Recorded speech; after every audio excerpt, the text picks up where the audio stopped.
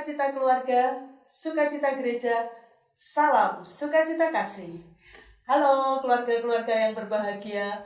Pada tahun ini Paus Fransiskus mengajak kita untuk merayakan Hari Kakek, Nenek, dan Lansia tahun 2022 dengan tema pada masa tua pun mereka masih berbuah. Untuk itu, saya Florentina Setiawati dari Komisi Keluarga Kevikepan Semarang mengundang Pak Sutri Setio Prihandoko dan Monica Hertuti dari Komunitas Catholic Family Ministry dan akan berbincang serta mendalami seruan Paus tentang Hari Lansia sedunia ini. Pada episode sebelumnya kita sudah bersama Romo Ivan membahas mengenai Hari Kakek, Nenek, dan Lansia tahun 2022 ini. Ada banyak informasi dari Romo Ivan mengenai Hari Lansia ini. Salah satunya kita harus menemani, memberikan waktu, dan menyapa mereka secara khusus karena mereka masih bisa berbuah. Nah, apa kabar? Tante Monica, Kong Han. Saya tuh biasa memanggil Bapak Ibu yang di depan saya ini enggak sebutan Pak Handoko atau Ibu Monica. Saya selalu saking akrabnya saya memanggilnya Tante Monica atau Emak Monica. Ya. Dan Kong Han. Ya. Gitu ya. Ya. Kayaknya kalau saya manggil Pak Handoko atau Bu Monica, aduh jadi kaku. Karena kami sudah mengenal sangat lama. Udah akrab ya. Udah akrab. Ya. Pertanyaannya gini, Tante Monica sama Kong Han itu sudah menikah berapa lama? Dan sekarang usianya berapa? Kayaknya masih muda, tapi ternyata usianya sudah berapa sih kira-kira? Ya, baik. Pertama saya perkenalkan, nama saya Fransiskus Saverio Setio Prihandoko. Usia saya baru 74 tahun. Ya. 74 atau 47? 47 kali ya. Dan ini bekas pacar saya, ya, namanya siapa? Monica Setio Hertuti. Saya baru 69 tahun. Perkawinan kami masuk ke usia 49 tahun. Nanti tahun 23 kita ulang tahun Mas. Anniversary. Luar biasa. Amin. Saya membayangkan saya mau datang di acara 50 tahun. Baik. Ulang tahun perkawinan. Amin. Udah gak sabar. Tante Monica sama Kong Han. Sekarang putranya berapa orang? Cucunya berapa? Putra saya 4 orang, menantu 4 orang, cucu saya 10.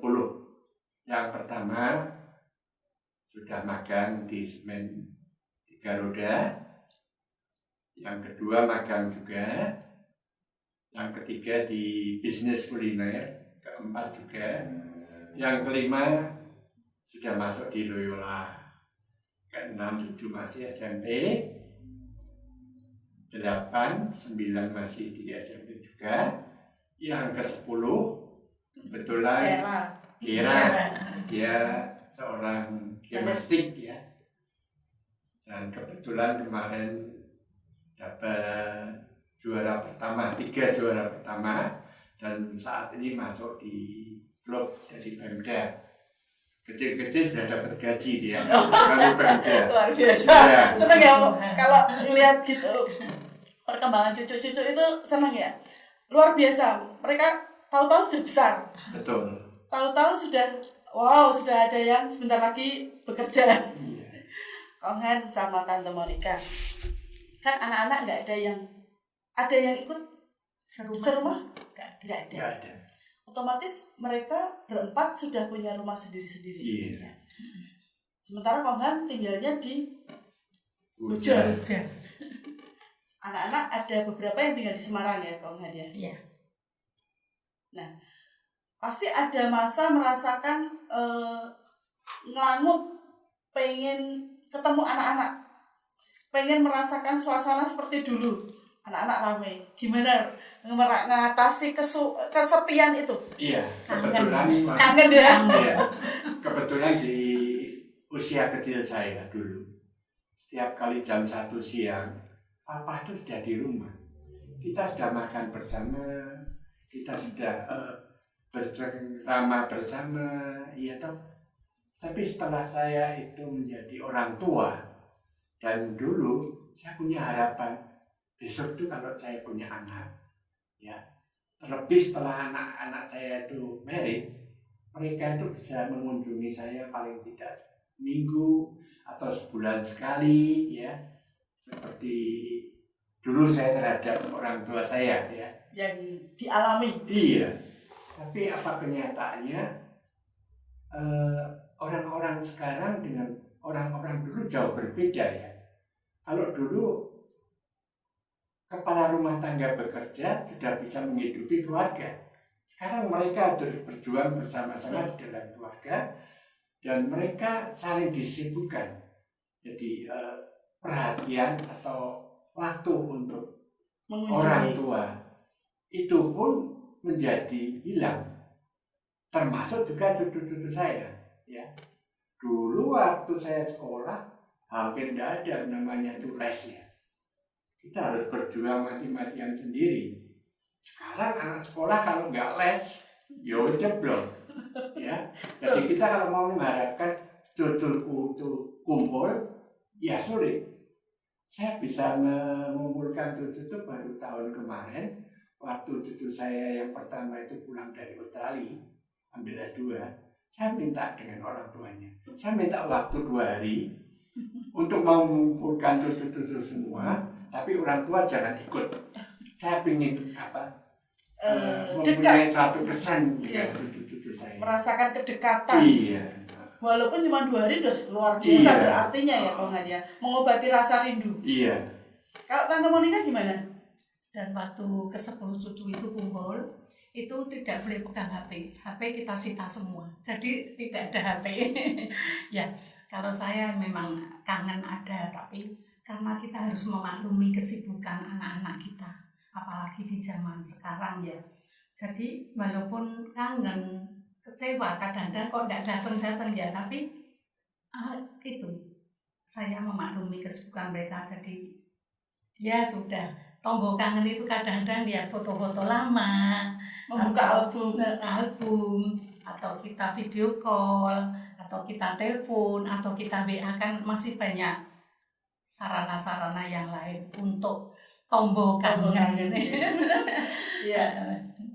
Kongan sama Tante Monik, saat perjalanan masa sekarang kan Kongan baru merasakan nih, aduh kok saya sekarang makin lama makin tua gitu ya. Merasa tua nggak?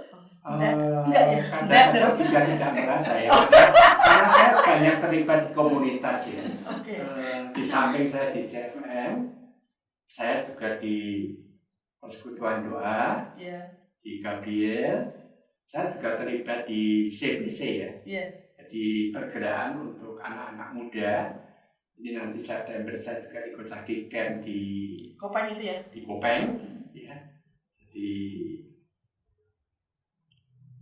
termasuk saya melibatkan di dalam Mesbah Doa yang saya awali dulu 29 Maret, di mana masa-masa COVID itu terlalu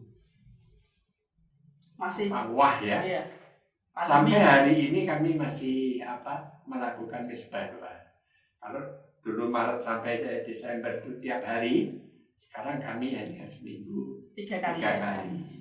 Kongan sama Tante Monik, cara mengatasi kesepian itu kan tadi berkumpul bersama teman-teman, ya. Iya. Di Persekutuan Doa, di komunitas gitu. Apa manfaatnya untuk Kongan sama Tante Monica? Jadi, yang membuat hati gembira atau gimana? Jadi sebenarnya saya menemukan sesuatu di dalam camp Patriot waktu itu, di mana saya harus berbuat, saya harus taat, dan saya harus punya komitmen, ya. Dan sebenarnya saya masuk di dalam suatu komunitas itu saya tidak punya target apa-apa, karena saya merasa bahwa saya sudah tidak mempunyai kemampuan seperti dulu lagi. Pinter ya orang yang bodoh ya. Ya, bodoh ya. Ya. Cuma motivasi saya hanya memberikan motivasi kepada mereka yang muda. Lebih muda dari kamu. Iya. Iki lho sing wis Wis tuwa tuwa. kaya ngene iki gelem. Kenapa kamu tidak mau? Itulah alasan saya supaya saya masuk di dalam komunitas supaya bisa mengadakan suatu perubahan bagi mereka. Cocok. Itu cocok dengan tema dari Bapak Paus. Semakin tua semakin berbuah.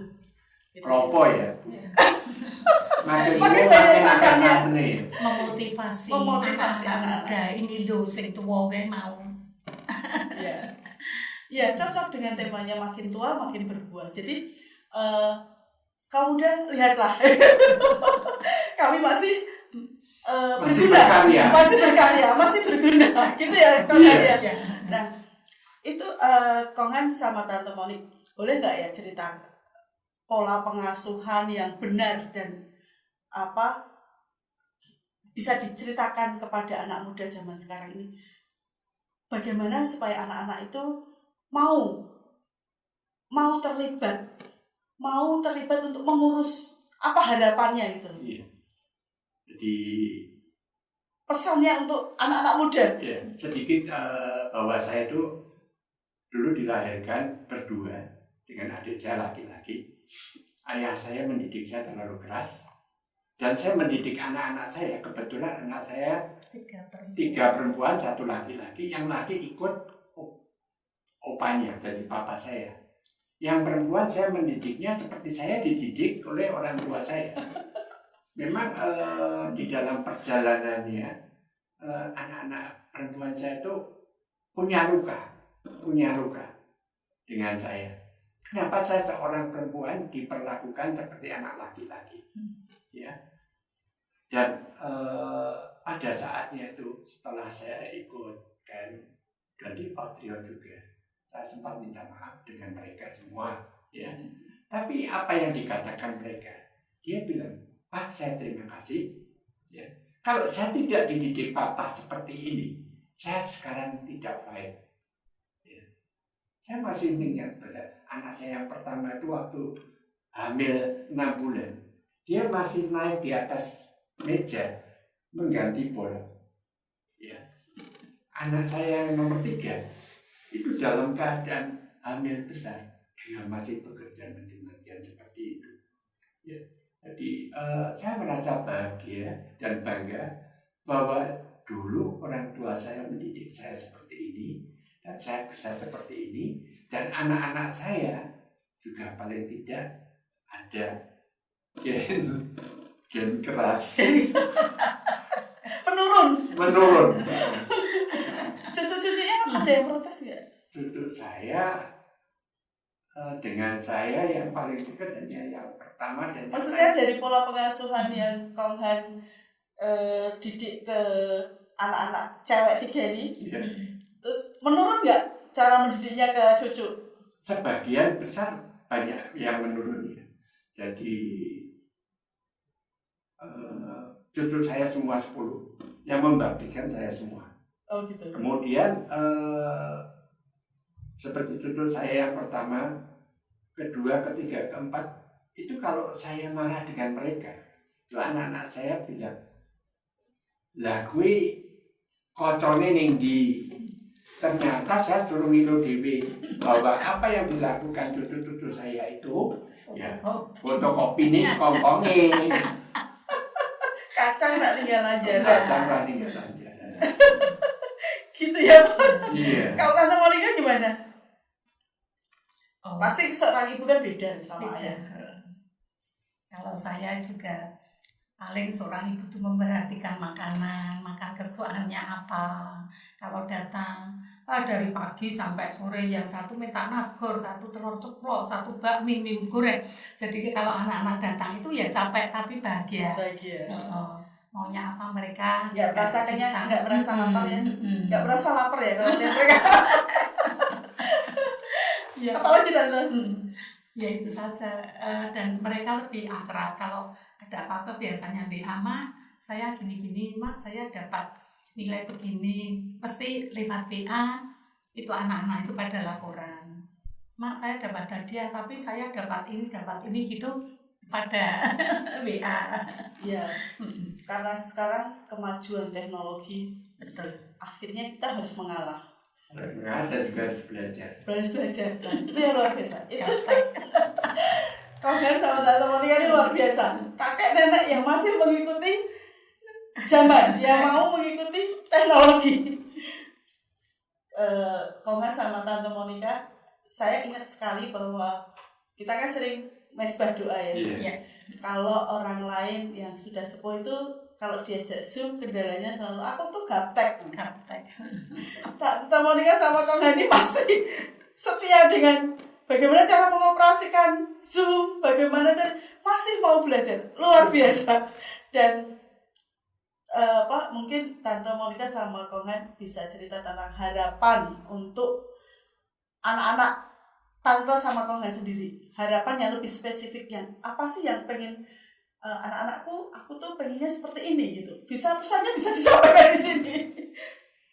Ya, harapan saya pada anak-anak saya juga kaum muda itu terutama mereka juga di dalam kehidupan saya dulu awal ya, anak-anak saya waktu pertama kali ini saya mau pacaran, syaratnya apa? Harus Katolik yang pertama. Seiman. Ya. Terus yang kedua, kamu harus mendidik anak-anakmu secara Katolik juga. Ya. Itu pun ada salibnya juga. Karena ada anak saya juga yang tidak aktif ke gereja, ada menantu saya yang harus pindah ke gereja lain, ya. Dalam hati memang sakit. Cuma yang terakhir saya pikir ya weslah, kowe ngalih dan HP ora apa-apa, ya toh. Cuma harapan untuk anak-anak saya masing-masing keluarga, kalian harus tetap yang pertama Tuhan. Yang kedua, relasi di dalam rumah tangga kalian harus kamu bangun sebaik mungkin. Walaupun kami berdua sampai 49 tahun, bukan namanya kami itu seorang pasangan yang harmonis. Enggak lah. Kami juga keras. Kami kadang-kadang komunikasinya keras. Kadang-kadang juga merenggut-merenggutan benar-benar. Tapi sekarang juga saya tidak tahan barang sehari pun kalau turun nanti. Kalau dulu saya paling tahan. Sekarang nggak tahan. Dulu sasen. Ya. Sekarang harian. Karena saya merasa bahwa pasangan saya itu yang sudah saya mendampingi saya selama 49 tahun itulah ada hadiah dari Tuhan. Dan sekarang pun saya merasa bahwa kalau nyonya saya pergi, saya merasa kehilangan. Ini rumah dewe kaya ketak dituluk. Ya. Jadi tanpa kehadirannya dia di dalam kehidupan saya merasa bahwa ada yang hilang. Ya. Dan saya lebih memperhatikan kepada pasangan saya. Ya. Lebih setelah kami setahun yang lalu saya kena COVID. Waktu saya kena yang pertama, dinyatakan dengan PCR itu, Bapak sekarang positif. Saya itu bersyukur. Kenapa saya bersyukur? Karena bukan pendamping saya yang kena. Karena nyonya ada komorbid ya. Ya sudah, saya ke Semarang. Walaupun saya berangkat dengan sendiri, saya pamit. Waktu isoman saya pamit. Lihat nyonya saya itu, saya nangis ya. Saya pikir kabun adalah nyonyaku yang terakhir kali. Ternyata saya tetap kegiatan dengan mesbah doa, dan waktu itu ada misa dengan Romo Tejo ya. Saya minta Romo Tejo diadakan adorasi dengan pemberkatan sakramen. Istimewanya waktu Jumat misa, Sabtu pagi saya menemukan antigen. Saya sudah negatif. Mau ngabari ke Buja, ternyata kalah dikit sama anak saya. Pan mama juga positif. Lihat suku value-nya berapa, 38, alhamdulillah. Ketulisan kencangnya aku isoman. Iya. Dan dengan kejadian itu menemukan seorang dokter yang bisa memotivasi nyonya saya untuk gula darahnya bisa stabil. Dan ternyata iya, tapi saya memang harus cerewet. Tiap hari harus mengingatkan untuk tes cek darah, makannya harus begini. Ya akhirnya sampai sekarang dia paling tidak 150 kadar gulanya. Dokter minta 180. Ya itu satu kebanggaan saya, walaupun toh elek-elek gini ya. Tua-tua gini ya bareng Tuhan ya. Kalau harapannya Tante Monica gimana Tante? Terhadap kaum muda, terhadap anak-anak? Ya, kalau terhadap kaum muda, yang pertama kita harus dekat dengan Tuhan. Itu adalah suatu pondasi bagi langkah kehidupan kita. Karena tanpa kita dekat dengan Tuhan, kita taat dan perintahnya, kan sekarang itu gimana ya? Penawaran dari luar, kita sebagai orang tua tidak bisa ngawasi anak-anak 24 jam, tidak bisa. Dia tidak bisa kita kasih remote, tidak bisa kemanapun. Di rumah anak mama, tapi di luar siapa tahu. Kita tidak tahu. Iya, betul. Itu yang saya sungguh prihatin. Anak saya perempuan 3 itu cuma dulu saya mengatakan bahwa ini yang boleh dilakukan, ini yang tidak boleh dilakukan. Dan otomatis kalau anak-anak sudah kita libatkan dengan dekat dengan Tuhan, harus taat dengan perintah-perintahnya, bla bla bla. Seandainya anak-anak saya akan melakukan hal-hal yang tidak baik, tanda petik, yang tidak berkenan di mata Tuhan, di hati Tuhan, itu pasti dia akan galau, pasti ada keraguan.